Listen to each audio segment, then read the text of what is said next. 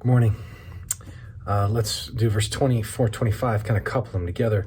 Everyone who hears these words of mine and does them will be like a wise man, Jesus said, who built his house on the rock. Matthew 7, verse 25. And the rain fell, and the floods came, and the winds blew and beat on that house, but it did not fall because it had been founded on the rock. Right? It sounds like there's like this three little pigs story kind of that springs out from this verse, right? The elements come, and how solid is this thing that was built and established? What happens if you don't give careful thought to your foundation? What happens if you don't build on the rock? Let me give you three thoughts. Number one, the person who doesn't take into account his or her foundation first lacks foresight and therefore lacks wisdom. Now, you're told to get wisdom. The Bible says, get wisdom. Sell all you have, the Bible says, if it means getting and obtaining wisdom. That's how important it is.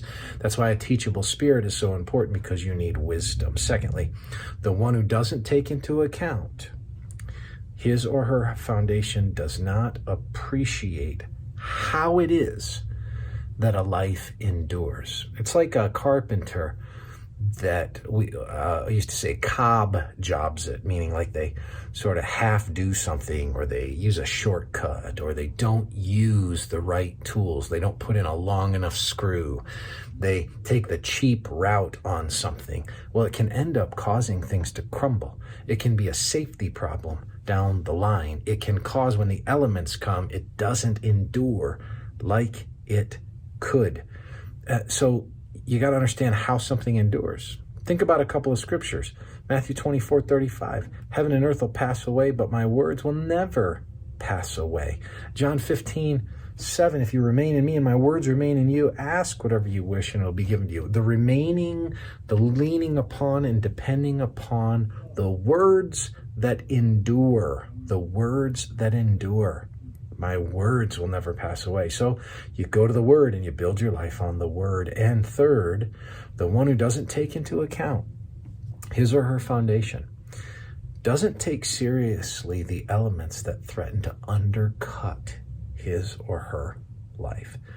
This is why you introspect, because you have to know what is it that could just take out, just undercut any foundation, could just sweep away the whole thing, could just be like a tidal wave, right? Or maybe not a tidal wave, but a termite.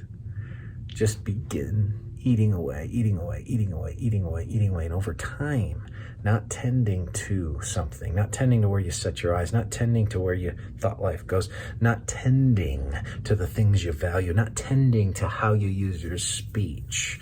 All of these things over time whittle, and one day life comes crashing down because you didn't pay attention to the small areas of discipleship. And maybe you gave into what Jerry Bridges used to call in a book, respectable sins.